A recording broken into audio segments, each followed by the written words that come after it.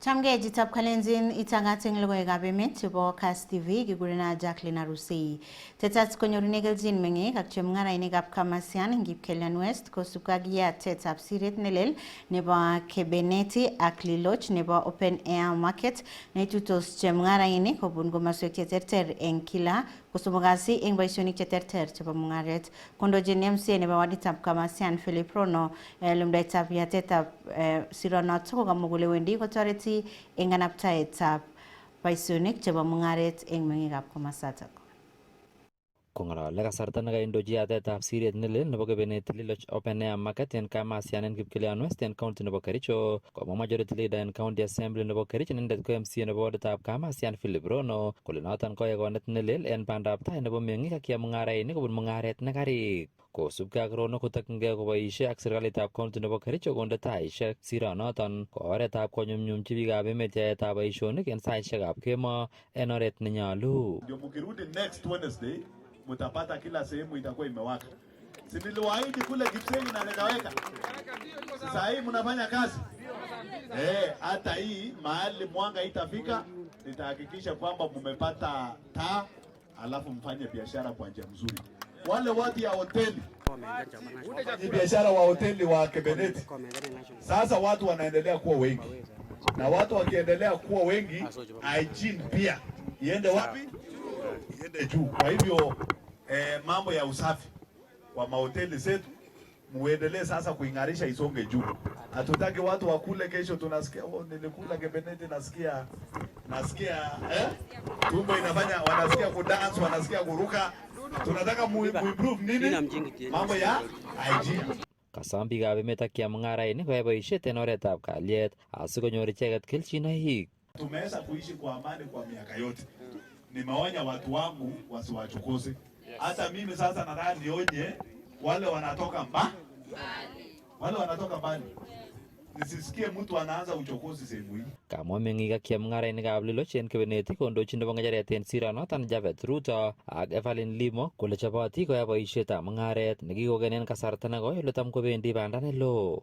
Kikere sokoni kokergei ak sokoisiek chebwone chemiten olimbo sang neu Chepseo neu olimbo Londiani kekere kele kanam kabisa ako amoche alenji biikab koroni kiribe kalyet ako kitekisi ako kichome biikab chenyokwoe ndonyo en koroni anan chenyokwoldoisie kemoche kelenji omiten huru koyai boisiet en oret nenoton ko komoibe nafas meeting alenjini biik tugul otokotin nebo man kila kastab somok en kila wikit en kila arawet en kila kenyit keyoe sokonito en ireyuto. Huwa tunatembea mahali Moroni, West Valley, Kashin, Chepseon, kone raini kone kakibwan Kebeneti. Alenjini chepyosokab kokwoni tutembee asikobit kenyorchingei kitu kidogo chebo look. Tuguk chekimokyinigei en kokwoni en market ko ng'alekab ku security lights ak nesire ko toilet inan ko kakimwa ako nesire kora ko security amun yomi security lights ko kioldoisi akoi saa 5 kemoche kalyet sikornititoi chito komi orokenoti en oret. Kamwa Assistant County Commissioner nebo Kebeneti Tabitha Mogunga kole makat en meng'ik ak chemung'arainik konyorunen kelchinoik sironoton. Kwa hivyo turudi kazini mwetu, mashambani mwetu, tujitume. Hasa tukiangalia wale wanatusoma barabara inakuja kutoka upande wa msitu. Hiyo soko ikikuja kutoka huko Tideret. Upande huo hauna dizi, si ni ukweli? Tukileta dizi zetu hapa si wanarudi nazo. Tukileta sukuma zetu hapa si wanarudi nazo. Nao wanatuletea viazi. Wao wanatoka upande ule mwingine wanatuletea manguo. Na hiyo ndio kukua. Tulikuwa na serikali au na viongozi wetu tunaenda Singapore. Sasa tulikuwa tunaenda kudawe hapa tuingie sote tukielekea Singapore. Hivyo hatua ya kwanza ya kuelekea wapi? Ya kuelekea Singapore. Na kwa sababu tumeonyeshwa njia, sasa tushike hiyo njia na tuifuate. Aripotin logoiwekab emet kong'eten siretab Liloch Kebeneti en Kamasian Kipkelian West en county nebo Kericho, kainenyun ko Robert Siele. Kakokimit sirindet neo nebo Public Health Mary Muthoni kole tomo keborionji emoni miondo nebo Ebola ole kaikimit kole ikimiti serikali tetutik tugul koker kole kakikirinda mionotok kobun tetutiet nebo ribset nebo kiwatoshek ak tetutik cheimuktechin komaletagei eng kasarta nekakiborionji. Kamwa ine kole kikotestai serikali kokimit tetutiet nebo konyor naet kanyoik ak sipitalishek eng ole kirobtoi ak kitabandoi chi age tugul nekibwotyin kotinye kabarunoik chebo mionotok. To arrest the fears because we still do not have any confirmed case in Kenya as at now. Yes, we have had samples that have been taken, but all that have been taken to our labs have turned negative. Again, we have also had a lot of screening being done at the border points. We already have more than 12,000 travelers that have been screened for Ebola virus, and more than 10,000 travelers that have been screened from the international scenes. Domestically, more than 2,500 travelers, and also another more than 2,000 who are also passing through various other border points. So cumulatively, more than 10 million travelers have been screened in our border points or entry points. And we will continue screening anybody who is coming into the country just to ensure that we are safe, and the people who are also entering our country. If you're coming from the high-risk countries, then we propose isolation for a period of time so that we are able to take proper measures on what should happen next. All laboratories now that can test for Ebola. National Public Health Laboratory, we have KEMRI Nairobi, KEMRI Kisumu, and mobile laboratories. Because we remain a high risk of importation of the same due to the positioning regionally where we are. Sutet eng karonitab rani eng sukulitab utumishi Girls Academy nemitei eng county nebo Nakuru ole kaimuch kobet sobonwekwak kipsomaninik 16 kosubkei ak nyasutietab maat nenganam sukulinotok ole kaimuch koitita kandoik cheterter cheboto cabinet secretary nebo somanet, cabinet secretary nebo ribsetab kalyet eng emet orit eng kwenutab kandoik alak koboto governor nebo county notok bo Nakuru ole kaimuch kongalal icheket ngekuschi kongalaleno.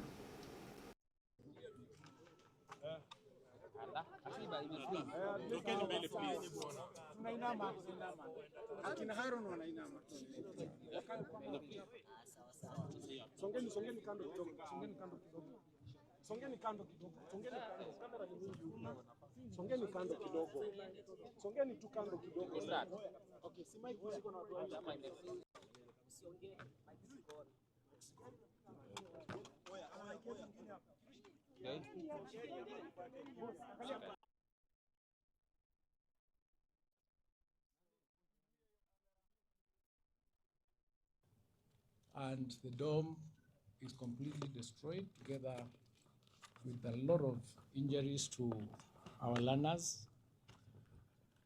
And unfortunately, we lost some of our learners in that incident. I'm going to give you those figures. Ladies and gentlemen, this particular school has a total girls population of 815 girls. At the time of the incident, the girls that were in school were 808. 7 of the girls were at home for various reasons. Out of the 808 girls, 79 were injured and taken to the hospital. They were treated, and 71 of them were discharged. We have 7 currently admitted, and 1 has been picked by the parent from the hospital. Out of that number of 808, we have 16 fatalities whose identities will be identified. The process of accounting will be taking place with our investigators. It's an unfortunate incident. At the time of the fire, responses were received from our security agencies, and we'll be talking more about it, from STU, KDF, County Fire Brigade, and the Kenya Red Cross, among others. The response teams, of course, managed to put out the fire by about 3 a.m., but by then the damage had already been done. We currently have our CSI in place from the DCI headquarters, who are processing the scene with, of course, a view of identifying all the victims. Investigations are ongoing, and there's a hotline number 1199, to which we'll be asking the parents to keep reporting, especially those who might have left with their kids when they came earlier. And that hotline number will also be available for counseling. That is the current status of the event. We'll be releasing the learners who are here present with their parents in the course of the day, and will continue briefing you on the process of the investigations and the outcome. I take this opportunity to pass, on behalf of the minister and myself, our condolences to the families, and continue wishing those who are injured quick recovery. Thank you. So perhaps what could be the possible cause of the fire? Investigations are ongoing, but the identification or the cause of the fire is not yet identified. We'll be able to give you that information once the investigation is complete. But allow my learned colleague, cabinet colleague here, to say a word or two, and the governor, then we can respond to your questions. Okay, thank you. Sorry. First of all, let me say, following the information you have been given now, I want to pass my condolences to the families that lost their loved ones. We know that this is a very anxious moment, and even as we account for the 16 so far identified as having passed on, I want to ask the people of Kenya that together we stand with the families, the Utumisha Academy fraternity, and the rest of the family members who have lost their loved ones in prayer, in support. I ask everyone to be patient. We avoid speculation as to the cause of this tragedy. I also want to thank the multi-agency team of disaster response, starting from our county security team led by the county commissioner, the KDF team, the various formed up units, including us too, that came in very fast. As you very well know, most of the students who come to this school are children of our officers who serve in the National Police Service. And so as a ministry and as a family, we stand with everybody. Even as we release the parents whose children are still in school, which is the larger number, and who actually may not have been injured directly, we know that they will need a lot of support, psychosocial support. And the hotline number has been given, which is 1199, for basically for people to call for help. And we are working together with the Red Cross, as you know. They are part of the National Disaster Response team, so that even when parents, when their children have already gone home, we will make sure that even at home, they will receive counseling services and psychosocial support wherever they may be. I just want to say that as a country, this is a serious tragedy.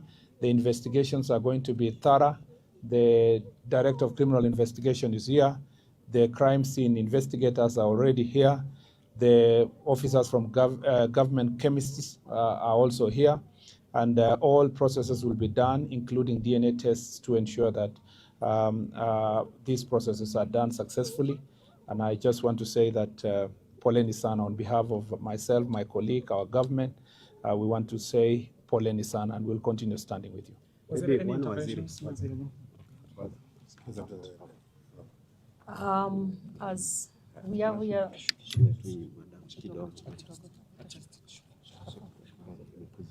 I'm very short.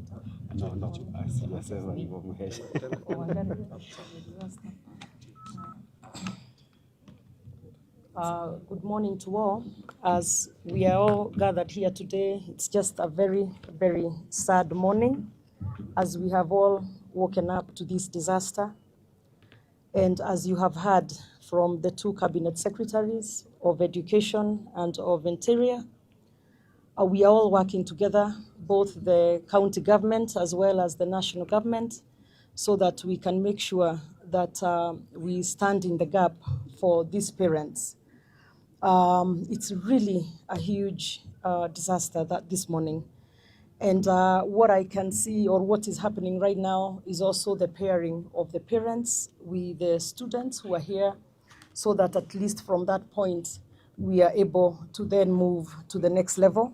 And as the Cabinet Secretary has said, there is also counseling that's happening or that's available here as we continue praying for those in the hospital so that they can heal and providing care and services for them. But also as we continue now to the more difficult part, which is figuring out the ones who have lost their lives, as well as informing the families once we get to that point. So as we stand here, we stand in solidarity with the parents, with the school, with the wonderful people of Kenya, the families and the friends and everybody. And as a government together, we are working to make sure that everything that needs to be done is done. And as you have heard, we also have the Director of Criminal Investigations and his team, because it's also important to get to the bottom of what caused the fire so that we can make sure that it does not happen in the future anywhere else. So asanteni sana, and we continue working on it. Karibu Mheshimiwa.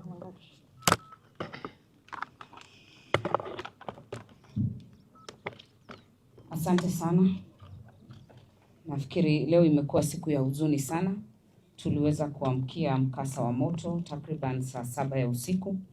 Na kama ilivyoelezewa na mawaziri na gavana, tumekuja hapa kwanza kusimama na familia, hasa zile ambazo zimeweza kuathirika. Na hii shule ni shule ya ngazi ya kimataifa na iliweza kuanzishwa mwaka wa 2020. Ikaweza kukua na ilikuwa na watoto, sasa imefikisha watoto 815 na watano, lakini wale walikuwa kwa shule ni 808, na kwa lile bweni la kulala kulikuwa na watoto takriban 200. Na katika hafla hiyo ya moto, ingawa wazima moto walijaribu kufika, tunashukuru sana wale waliofika wa kwanza. Anti-stock theft walikuwa hapa, tulikuwa na NYS walikuwa hapa, tulikuwa na zimamoto ya county iliyotoka kule Naivasha ilifika hapa, na waliweza kujaribu kabisa kuzima moto, lakini kwa bahati mbaya na kwa huzuni sana tukaweza kupoteza watoto wetu, watoto takriban watoto 16. Watoto 7 wako hospitalini, lakini wale wengi zaidi ya watoto 700 wanaweza kushikanishwa na wazazi wao waweze kuondoka, ndio tuweze kupatia hata nafasi wale teams ambao wanafanya uchunguzi, wale ambao wamekuja hapa kuchukua chembe sababu ya kufanya DNA, sababu unajua kwa mikasa ya moto inakuwa iko na shida ya kuweza kutambua hata ni nani ambaye ameweza kutuacha.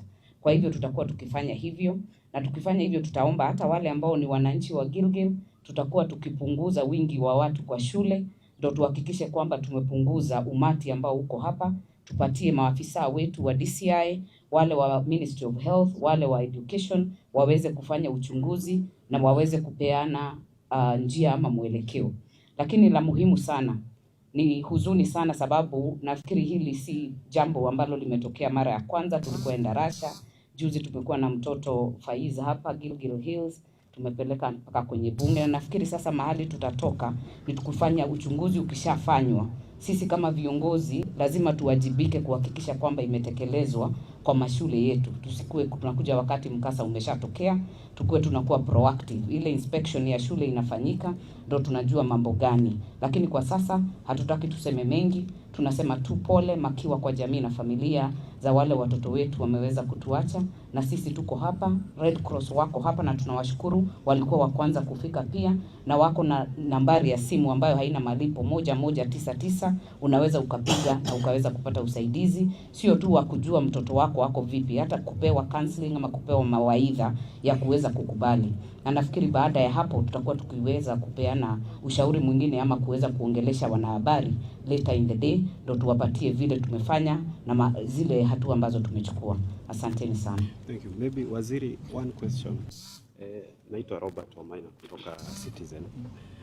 Kati ya wale 16 ambao wameweza kupoteza maisha yao, maybe ni wangapi walioungua, wangapi ama vifo vyao vilitokana na nini hasa wakati huu wa mkasa, tukielewa kwamba lile bweni lilikuwa na wingi wa wanafunzi?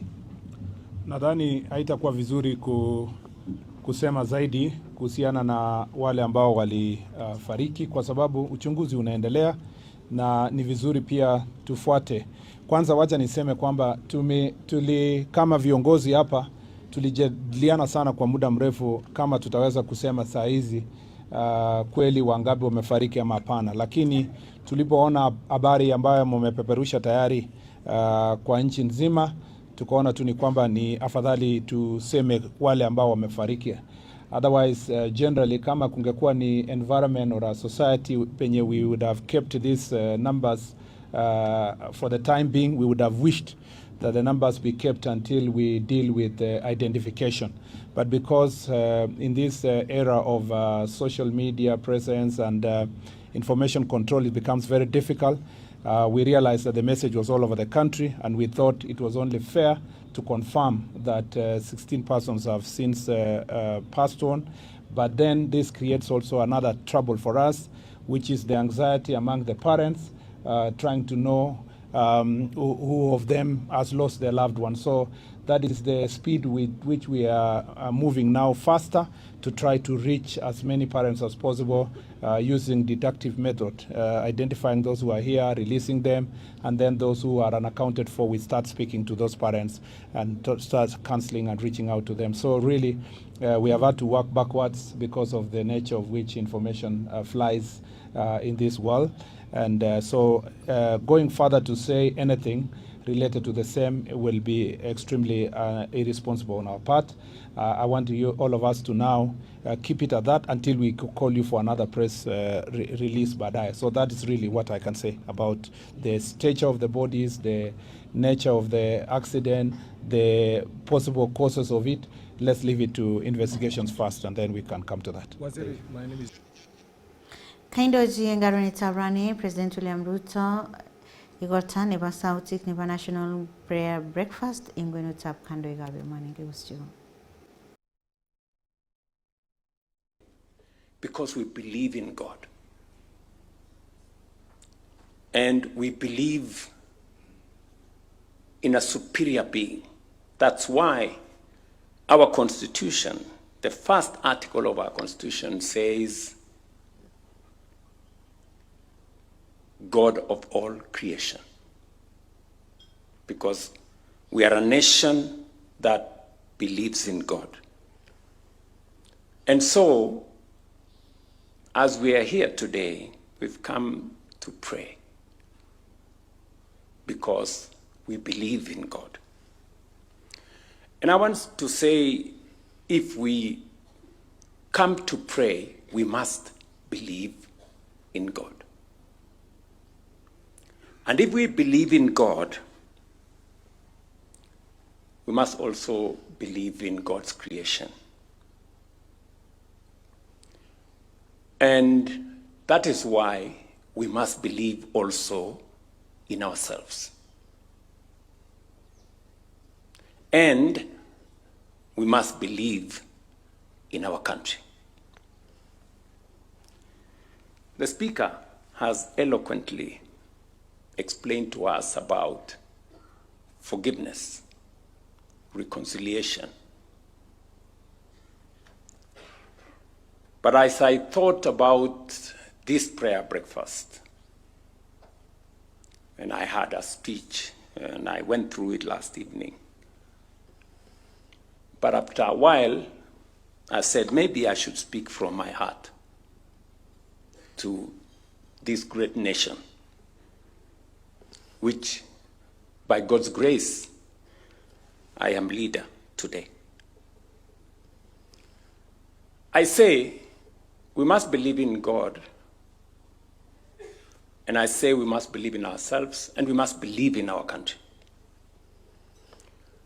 Why believe in ourselves?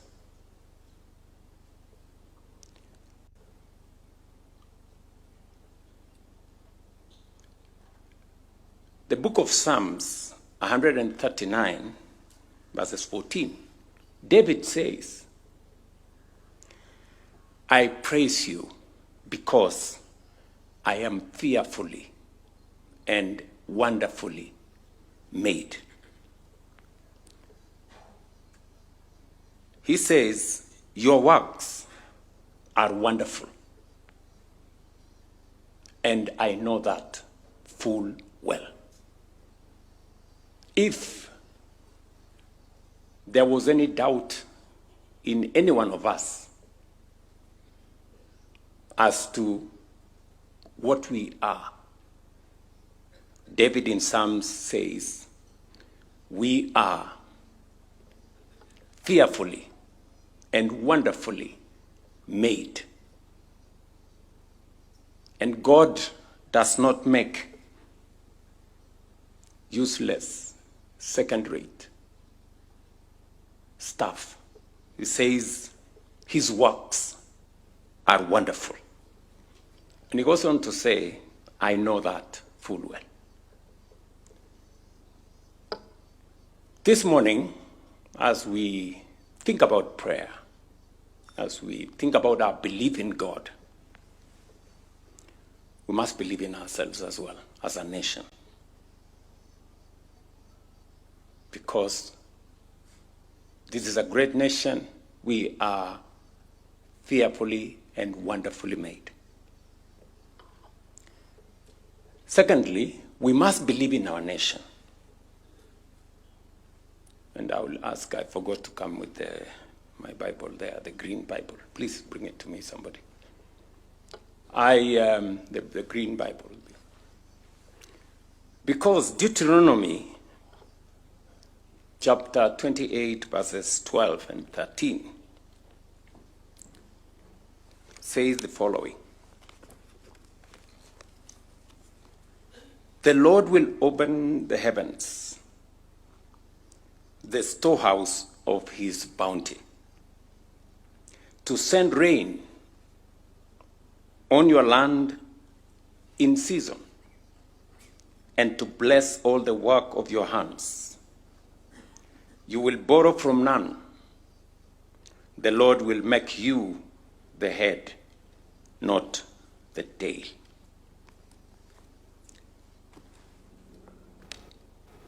That is what the Bible says about. Junior Starlets under 17 wal qualifiers ni tutos actimitap Uganda ngiwanje tap nyayo ni colleague ni boyeng ni bawreria notok ni aje ko sirga bilche timitap Junior Starlets yai training timinotok ngiwanje tap nyayo. Mimi kitu naweza sema walikuwa na ile mentality wakijua hatuwezi toa point kwao na walijua watatushinda. Sisi ni wabaya, ni wazuri, but sisi tulikuwa na ile mentality ya lazima tu win home na tu win away. Juu si wa rahisi, pia ni wagumu, but tulingangana nao mpaka tukatoa points kwao. Sawa na kuja kwetu, tutamake sure atuwapei point yote kutoka nyumbani. Sisi juu tulicheza nao, tunajua their strength, tunajua weakness zao. So kitu mimi naweza urge my fellow players tuwakie speed, juu wako na speed. Sasa tukiwakia speed tutawabit rahisi na haitakuwa rahisi kwao. Juu hata sisi tunawakia na itakuwa ngumu. Sisi venye tulidraw hiyo game ya Uganda tuliona ma mistake tulifanya na lazima tuzicorrect huku Kenya. Mashabiki wanaweza tusaidia kushinda hii game. So juu tuko home na hapo watakuja in number na pia ukikuja hatutawa disappoint na hao watu wa Uganda pia watajua tuko home.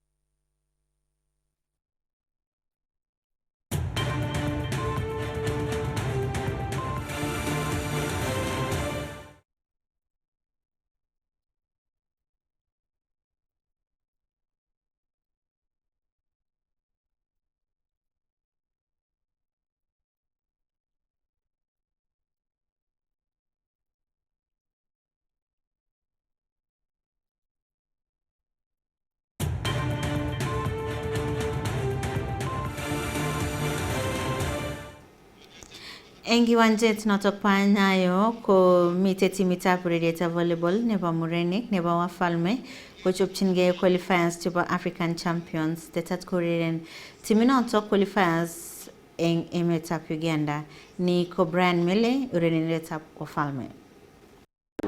We are ready for the championship. We prepare very well. We still have some few days for training when we are ready. So what we are urging fans to support us wherever they are, even the one who are in Uganda. We ask them for support, and we are ready for this championship. Despite East Africa is always a tough zone, but we are ready for the championship to bring the win back to East Africa as our family. And then again, I want to thank Federation for the support they have given us, accommodation, everything put in place. Again, I want to thank Masat for the sponsorship they are giving us. It's a good motivation for us. Thank you. Chitab kalenjin kakituk chotok emetab logoiwek chok chebo emet ak ureriosiek chekakimuch kebun kong'ete studio nebo Kass TV. Kongoi missing abrane ngekonech iker logoiwekab emet kikurenon Jacqueline Arusei ak amagun kit age tugul nemie.